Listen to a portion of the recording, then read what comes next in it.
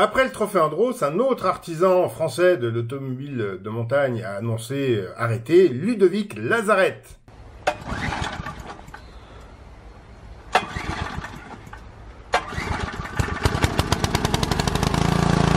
Alors, son nom ne parle évidemment pas au grand public, c'est un artisan et même un marginal dans son domaine, et vu le prix de ses créations, forcément peu nombreux sont ceux qui ont pu s'en payer un pneu. Par exemple, la moto R1 est vendue dans les 20 000 € par Yamaha, sa réinterprétation par Lazaret tourne aux alentours des 100 000 €. Ce n'est pas pour tout le monde. Lazaret, c'est l'histoire d'un passionné qui a fait l'Espera avant de... Pardon, l'Espera, vous connaissez pas? L'Espera, c'est une école créée par Franco Sbarro. Franco Sbarro, c'est... Oh là là, il y a beaucoup trop de couches en profondeur pour cette vidéo si vous voulez comprendre tout ce que je dis.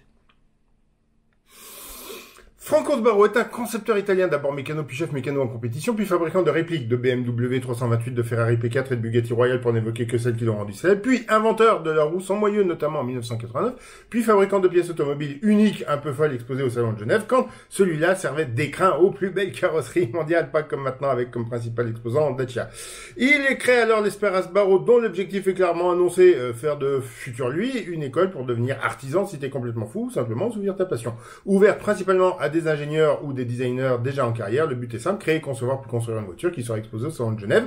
Une antenne ouvrira à Pontarlier, ne me demandez pas pourquoi, le climat du Doubs a dû lui être si doux. Depuis, l'Espera a intégré l'université de Montbéliard, mais c'est une autre histoire.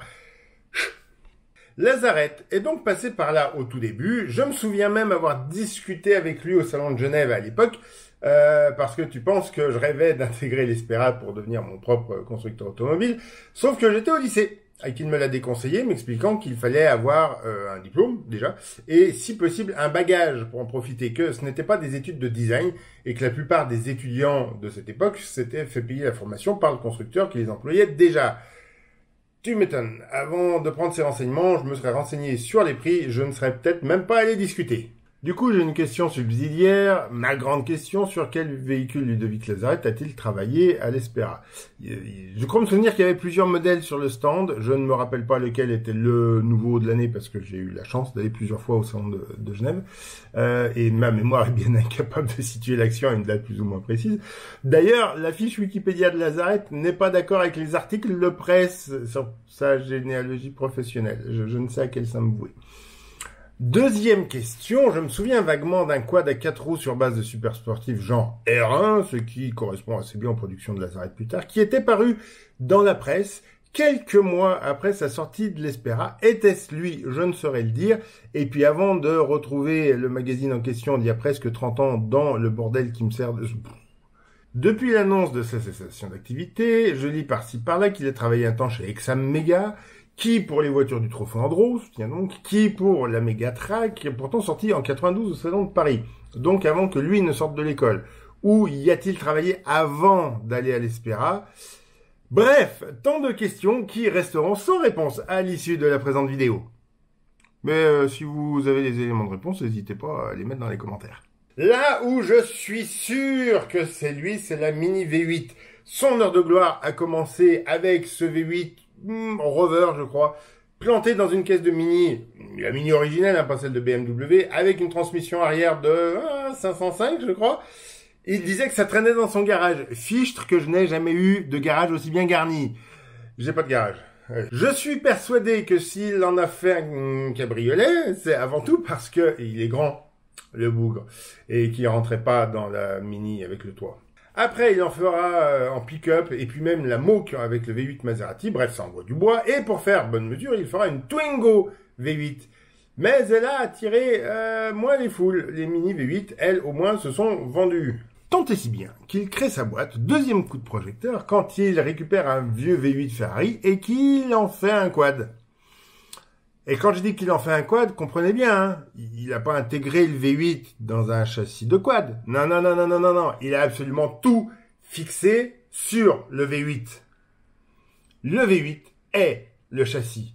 Ça aussi, ça s'est vendu, peut-être pas beaucoup, je n'ai pas les chiffres, a priori pas en France puisque c'était impossible à homologuer. Et je crois me souvenir vaguement qu'il avait une clientèle arabe nourrie au pétrodollar. Mais là encore, ce sont des bribes de souvenirs des articles de l'époque, je n'ai pas épluché ces livres de compte. Et ma mémoire est loin d'être infaillible, vous vous en contenterez.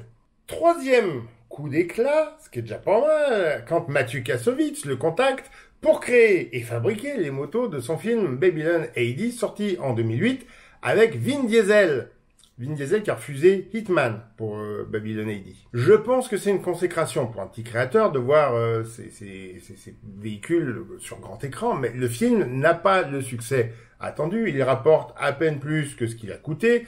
Donc, même si c'est dans les 70 millions qui rapportent peut-être 2 ou 3 millions, c'est pas suffisant pour une coproduction internationale, encore moins quand il y a les studios nord-américains qui sont là-dedans. Il a aussi construit la Batcycle pour la promotion d'un jeu vidéo Batman. Soyez gentils, ne me demandez pas lequel, je suis pas du tout gamer. Et là, ce n'est pas sa création. Il l'a juste fabriqué en reprenant les images du jeu. Mais ça montre qu'il avait quand même tapé un peu dans l'œil des studios hollywoodiens. Difficile de faire plus fou? Il en vante des quads de plus en plus énervés, et quand ça ne suffit plus, il leur met des chenillettes pour les emmener sur la neige. Vous voyez les créations d'Unigan pour Ken Block, Lazarette, c'était un peu ça, la sauce savoyarde. Il créera ensuite le Wazuma, un quad avec un V8 Maserati et les roues arrière jumelées, c'est-à-dire très rapprochées, tellement qu'on croirait qu'il n'y en a qu'une, une sorte de trike, mais avec une position de pilote de moto super sportive. 460 chevaux pour 850 kg, 110 000 € hors taxe. Ce truc m'a fait pitiller les ratings quand il est sorti, alors que je ne l'ai jamais vu qu'en photo dans les magazines. Et ça existera aussi en version voiture.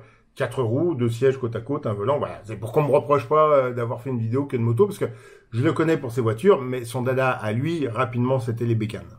Et encore, ça, c'est banal. À l'époque où Dodge présente une moto dite pendulaire, c'est-à-dire les deux roues là comme ça, deux trains de roues et puis le véhicule se penche d'un côté ou de l'autre grâce à un jeu de suspension. C'est le principe du Piaggio MP3. Le scooter italien a été commercialisé, mais pas cette Dodge Tomahawk présentée en 2003 avec le V10 de la Viper. Ludo, vous permettrez que je l'appelle par son prénom à ce stade de la vidéo, construit la LM847, pendulaire, donc, équipée d'un V8 Maserati, et qui se penche avec vous dans les virages. Enfin, dernière folie en date, la moto volante. Ouais, carrément. Ah non, mais attendez, elle vole, mais elle roule aussi, hein, sinon ce serait pas une moto. Enfin, elle vole. J'ai de sérieux doutes sur le sujet. Disons qu'elle décolle à quelques dizaines de centimètres du sol et ça fait la blague. Je ne crois pas qu'elle aille plus haut ni qu'elle soit capable de se déplacer. En tout cas, pas d'après les vidéos officielles que j'ai pu en voir. Ou alors c'est peut-être simplement qu'à un demi-million d'euros le bousin, tu prends pas le risque de l'abîmer pour une vidéo avant de l'avoir livré au client. Il fera aussi des personnalisations moins extrêmes sur des motos de route normales à la commande, ce qui permet sûrement de payer les factures. J'aurais voulu faire l'Espera, je l'ai pas faite. J'aurais toujours rêvé de visiter l'atelier de Lazarette, je ne l'ai pas fait non plus. C'est triste, désormais ça va être un peu plus difficile. Alors, pourquoi Lazarette arrête en gros, parce que l'activité a sensiblement baissé. Il évoque le développement des voitures électriques, tendance qu'il a lui-même tenté de suivre en créant des véhicules électriques puis une moto hybride, mais qui n'ont pas trouvé leur marché. Et j'avoue que vu sa clientèle, je doute qu'elle roule beaucoup à l'électrique. Enfin, sauf si j'ai raté l'information selon laquelle les gens qui ont de l'argent se montrent davantage dans un véhicule électrique désormais, mais cela me paraît dépassé de plus de 10 ans au bas mot. Toujours est-il que sa structure actuelle a été mise en liquidation judiciaire, une mauvaise nouvelle pour tous les artisans du pays qui survivent encore, mais il n'est pas dit qu'il ne continuera pas, sous une autre forme d'organisation, peut-être en solo pour avoir moins de charges. En tout cas, c'est ce qu'on lui souhaite. Merci de nous avoir fait rêver et j'espère à bientôt, Monsieur Lazarette.